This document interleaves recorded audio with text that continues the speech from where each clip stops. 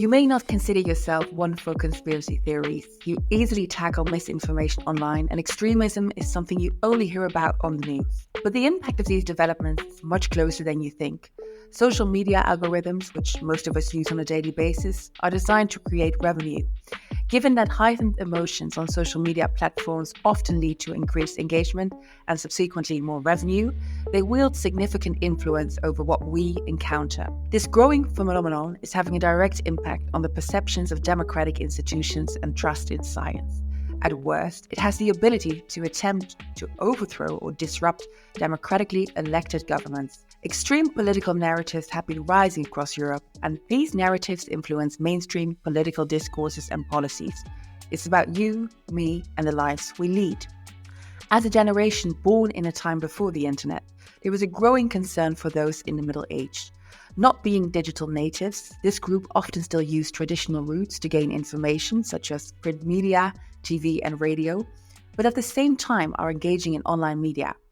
Without the tools to navigate, they rely on their perception of credible sources, making them easy targets for extremist narratives and misinformation through social media. This group of middle-aged adults between the ages of 45 and 65 is under-researched, but the impact of them being drawn into extremist content may have significant consequences on political discourse, democratic processes, and institutions, as they form a large group of people who may also be in decision-making positions, such as managers and policymakers, therefore have a direct influence on those who live in democracies like you and me. In this podcast, we will talk with experts in the field of research surrounding conspiracy theories and misinformation, joining both strength and knowledge in the newly founded Smidge Project. Research centers, universities, and NGOs from all over Europe will shine their light on new research findings and counter-narratives, education, and also training resources that are being developed to address fake news and misinformation.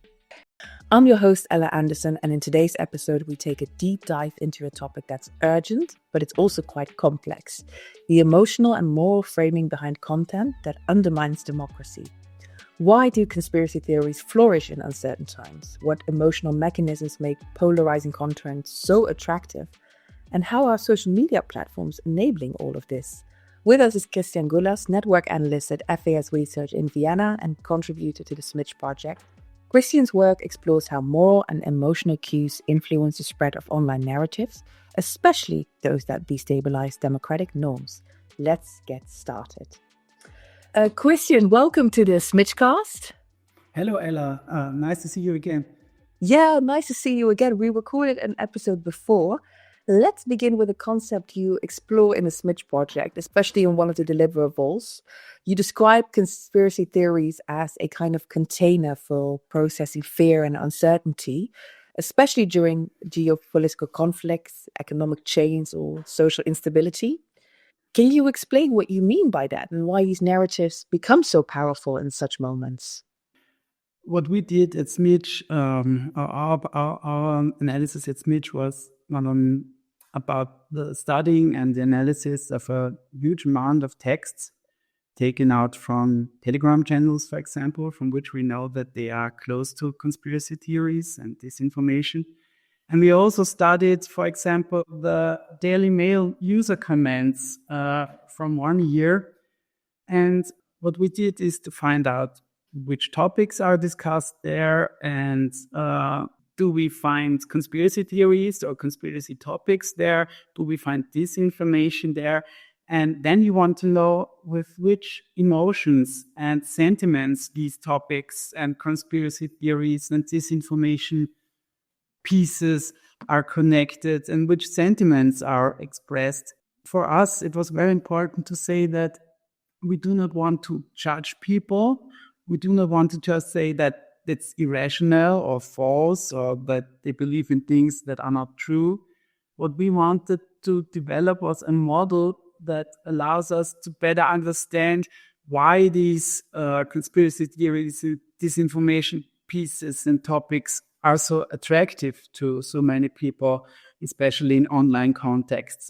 This shouldn't excuse anything, and of course we don't want to excuse radical or violent behavior, but we also think that it's necessary to understand the reasons especially those psychological, sociological, moral reasons why they are so attractive. And we also claim that conspiracy theories on the one hand and the people on the other hand who do not believe in conspiracies, they all are part of one world. And what we face is a kind of social struggle between different narratives, and they react to each other. So conspiracy theories are also a reaction to other stories. So it is important for us to say that it is one world, and we have to understand why they are so attractive to people.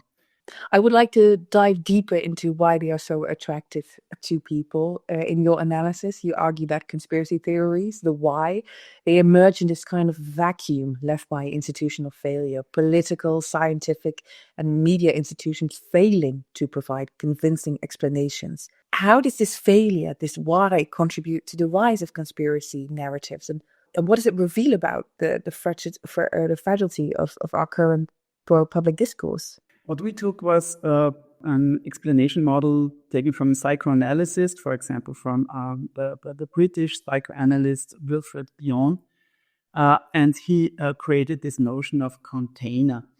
And he means that a container is something that allows us to process our fears and the information that we get and so on. So as everybody knows, and as everybody experiences, is due to this explosion of medialization and this explosion of social media content and news and platforms and so on, we are confronted with a lot of topics, informations, updates, videos, memes, pictures, and for many people, and I think we all know this experience, for many people it gets more and more difficult to process all this information, especially when it comes to information about events and challenges that we face in times of crisis. So, for example, the ecological or digital transformation of the economy. People are afraid of the developments. Many people are afraid of them. They are afraid of deindustrialization, losing their jobs, losing their social status, and so on. And we are confronted with a lot of information that creates fear, anger, disgust. We will come to these sentiments later. And conspiracy theories are, we may like it or not, are one way to process this information, to come up with a structure that allows us to better understand why these things happen. And when referring to that, they do not differ from other narratives or stories that also try to interpret the events and challenges that we face. I think we have to think about that. Countering disinformation is not only fighting against disinformation and conspiracy theories, it should also be thinking about why do political decision makers, for example, experts and scientists, or so-called mainstream media fail in providing these narratives. And that is also one reason that conspiracy theories are more and more attractive to people, because the official discourse and the official narrative fails in providing structured narratives. I'm just curious, how does this information overload influence this exhausting democratic actors and the overwhelming public attention? Because that is what they are aimed for. How does this strategy work with the information overload, and why is it so effective in weakening social cohesion? Of course, there are many different reasons. One reason is that we live, as already said, that we live in times of crisis. Then we know one of the most important problems is the business model of social media platforms.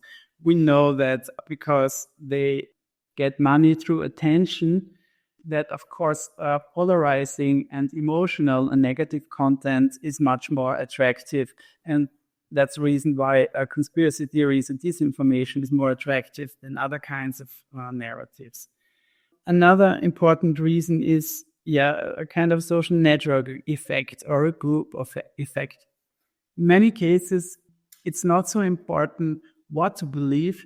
It's more important to believe what I think that other people believe. So the people of the group that I belong to, people want to belong. They do not want to be alone with all this information about crisis and topics and so on. They want to share emotions. They want to share beliefs. So this is the network effect. And one of the main points of our study is that we also think that conspiracy theories and disinformation is very good in addressing moral values of people, and especially the violation of these values. The violation of a moral value, which is important for me, for example, if I think that something is unfair, this causes emotions, deep emotions. And we also try to find out which topics and which moral violations causes which kinds of emotions. And this would lead us to a better understanding of these narratives. One important reason for the attractiveness of conspiracy theories is that they address moral values and the violation of moral values of people. That's very interesting because you mentioned these emotional mechanisms or the mechanics behind it. And you kind of already answered it, but yet there is still a question that remains. How do these different types of moral framing, you already mentioned loyalty, wanting to belong to a group, authority, or maybe also the fear of harm, trigger specific emotional responses in online audiences? This refers to the so-called moral foundations theory by the US-American social psychologist Jonathan Haidt. And he is also well known now at the moment because in recent years he has written very interesting and very important books about the effects of social media on young people and teenagers and on their psychological well-being and so on. And all these books are really good. And in the early 2000s, he developed a concept which is called moral foundations. And what he suggests is that there is a specific number of moral values that are more or less universal for all of us. There's a lot of discussion if they're really universal, but it's not. It's a model to say that it's real. It's just a heuristic model. That means it's just for us to operationalize the moral frames and the sentiments that show up in the material that we have. And you have already mentioned many of these foundations. For example, one of the most important is care or harm. That means that people want to protect others from harm or want to be protected from harm, and they care for the vulnerable. Fairness is a very important moral value. People expect fairness and reject exploitation. Then authority is very important because people desire trustworthy hierarchies and legitimate leadership. Then loyalty, belonging. People want to belong to loyal social groups and so on. And also a very important moral frame is sanctity or purity, which means that people want to have a kind of respect for purity, for physical and moral integrity, and so on. And the last one is, just to mention that it's also very important for people, liberty of kind of freedom against oppression. People want to be autonomous. They do not want to be told what they have to do. So these are different kind of moral values, and some of them are more important for this type of people. For example, some are more conservative. So loyalty and authority is more important for rather conservative people. Freedom and fairness or specific notions of fairness are more important for rather liberal or left-wing people. But all in all, these small foundations are important for everybody. And if they are violated, then people react with specific sentiments or emotions. For example, there is this well-known conspiracy theory about the pandemic. That means that the COVID-19 pandemic is the result of a plan by a hidden elite who wants to control us or control the world or whatever. And this theory addresses specific moral foundations. Of course, it addresses the harm foundation because it suggests that people were harmed or misled by politicians, by false political measures such as the mandatory vaccination, for example, or the lockdowns. Also, the moral value of freedom was violated because people had to stay at home. Then authority was violated because people accuse institutions or authorities or political decision makers of betrayal and of abuse of power. And also this moral foundation of purity is violated from the perspective of some people through vaccination, because a vaccine or vaccination is a violation towards the integrity of the body. And that makes a story like that very attractive because it explains, and it doesn't only explain value patterns, but it also addresses feelings and emotions that people. I would like to ask a little bit more about the dangerous combinations. Like you said, when something attacks people's integrity, it tends to evoke conspiracy theories or conspiracy thoughts. Are there moral emotional combinations that are especially likely to increase content going viral, particularly in extremist or polarizing context? Yes, there are. And what we can expect is that they are especially dangerous if they are connecting rather radicalized or extremist people or actors with rather mainstream or people on the edge. And I think the one example that we identified, it's not surprising, but it's really important to notice that, for example, the topic of the sexual abuse of children is such a topic that combines violation of different moral values, and it evokes different emotions. And of course, the sexual abuse of children is a very important topic also for conspiracy theories.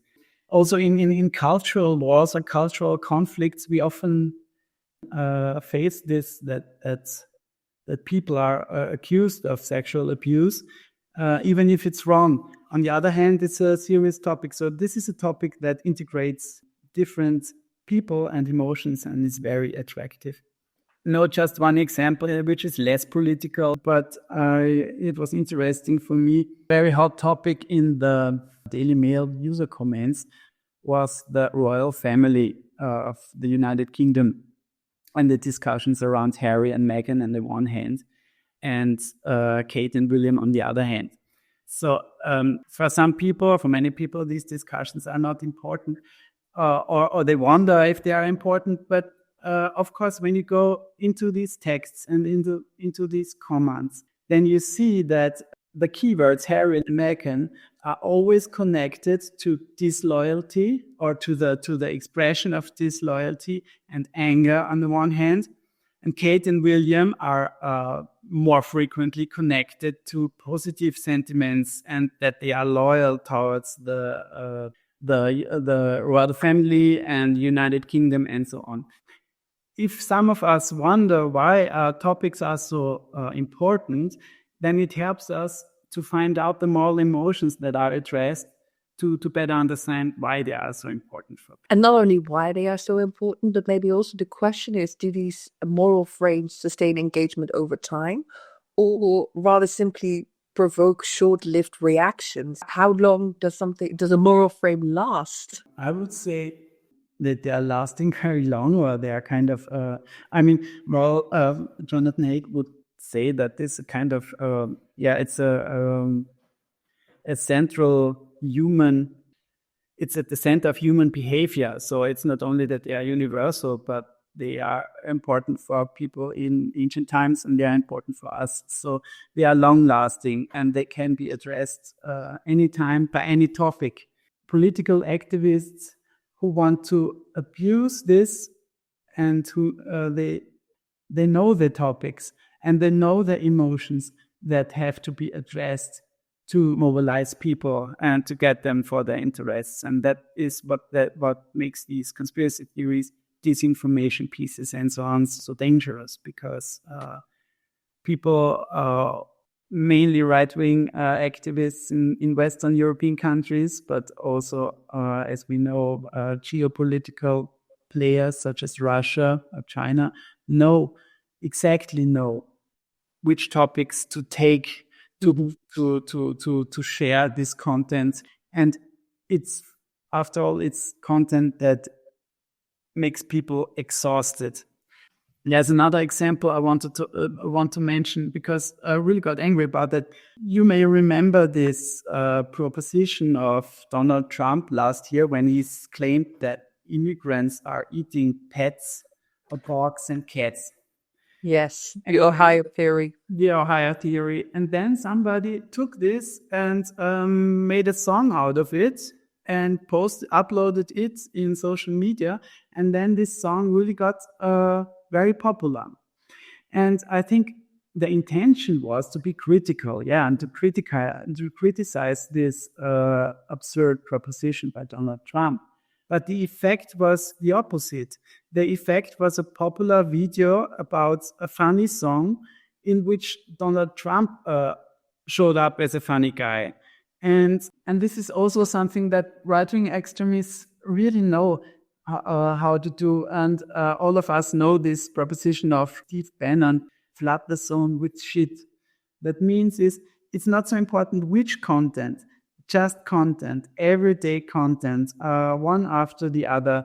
Flood the media space with more or less absurd information, and the people on the other side do not have the chance they just react to it, and they just talk about what has he said now, and there's no time and no social energy to react or to be active or to become active and create alternative narratives. So people become exhausted. They just say that we can't trust anybody anymore, and we don't know what truth is, and so on. And this is also a dangerous strategy. Yeah, exactly. Let's talk a little bit more about the strategy. You mentioned flooding the zone. There are certain zones in the media landscape you can flood, so to say. I would like to talk about the dynamics on a platform such as X, TikTok, Facebook. Is there any difference between these platforms in the way they are used to spread misinformation? The similarities are more important than the differences. I think all they allow is to reach a high number of people within a short time with short material that's that shows up and then disappears.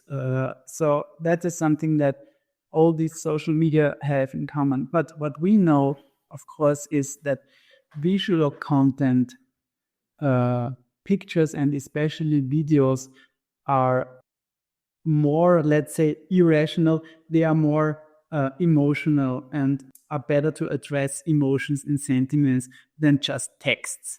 Mm-hmm. So, of course, a social media platform such as TikTok is even more suitable for addressing moral violations, feelings, and sentiments, and anger, and fear, and so on, because it works with videos and pictures which directly address our emotions, more direct than texts. And going back to the Smidge project as well, can we quantitatively measure the role that moralized political rhetorics play in democratic backsliding? We haven't measured it, but of course we always have this problem in social sciences. We have a statistical combination on the one hand, and we have a causal combination on the other. But of course, we see that in the USA, we know what's happening there. And we also see that liberal democracies in Western Europe, or in Europe and within the European Union, are under threat. We see the raising of the German AfD and right-wing populists in France and in Eastern and real Eastern European countries. And we also see that there is that social media and political activists at social media get more and more important. So we can assume that there is a correlation between the one and the other. We haven't measured it, but we know that it's there. We talked a lot about the issues and the problems we're facing, which is quite a lot, and also the reason why the Switch project and the research that you're doing is so important. To end it on a positive note, how might moral framing be used to strengthen democracy rather than to erode it? I think I don't know the one solution now, and I'm not able to say, so let's do it in this way or that way, but I'm sure that we also should use this concept of moral foundations or moral values when it comes to developing alternative narratives.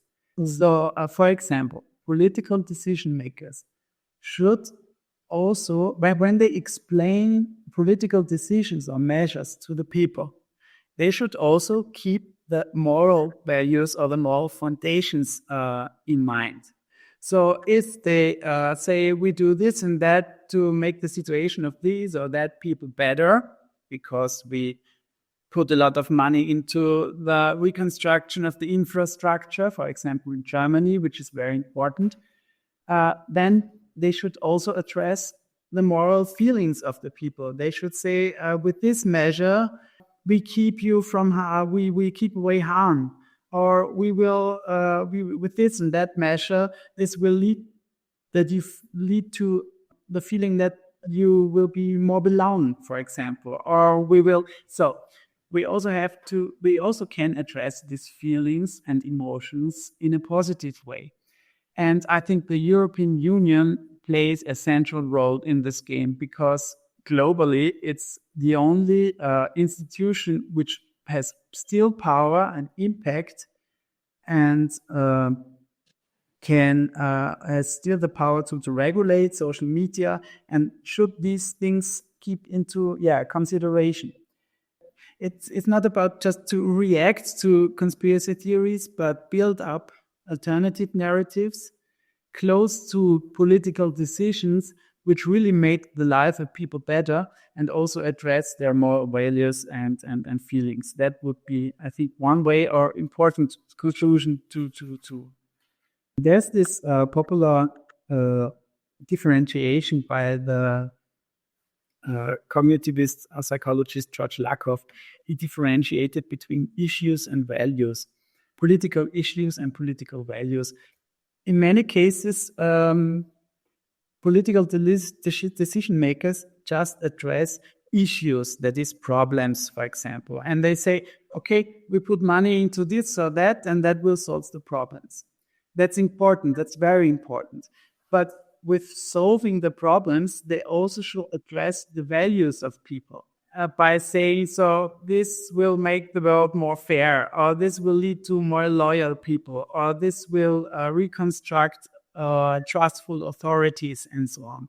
So it is necessary to create alternative narratives and which also address the moral feelings of people.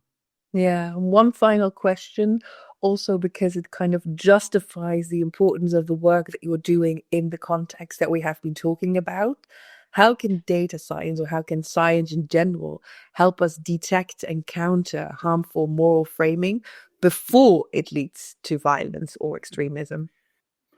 At first, I think I should say that scientists such as me should understand and notice that they are in the same world as the people they are sensationalizing when they believe in conspiracy theory. Yeah. Do not judge them and do not think that you're better. Sorry for saying that, but this is very important. Good for us is that everything is digital, so the material is there. It's not about detecting the material. You just have to look at the screen and you will find it. And the methods are also digital and therefore prepared the methods of data sciences and network analysis and also artificial intelligence. These methods really help us to dig into this material and to and to get a better understanding about what is there. But it's also important to have theoretical models that help us to understand what is there. It's not just about techniques and methods, but it's also about models and theories. So this combination of data science on the one hand and sociological and psychological models such as the moral foundation theory together really help us to better understand what's going on. Yeah, a joint effort for a better understanding and also for a better future. Christian, thank you for joining us here today. I think, as always, there is so much more that we can talk about, but we only have half an hour to discuss this very important and also quite lengthy subject. Thank you for sharing your expertise on how emotional and moral framing shapes our digital public sphere. For those interested in diving deeper into the research, check out the Smidge Project deliverables. You can find them on the website and on LinkedIn. To our listeners, thank you for tuning in to the Smidgecast. As always, it's a pleasure talking with you and talking to you. If this conversation sparked new thoughts, be sure to follow us on your favorite podcast app and connect with us on LinkedIn for more interviews and insights. Until next time, stay informed, stay critical, and as always, keep it just a smidge deeper. This has been the Smidgecast with Christian Ogulas from Fast Research in Vienna. Thank you, Christian. Thank you so much. Thank you, Ella. I am Ella Buck. This is a Smidgecast, and if you want to learn more about Smidge and our work, visit smidgeproject.eu or connect with us on X at the Smidge Project. And if you enjoyed today's conversation, please consider sharing it to support our mission. Thank you for listening.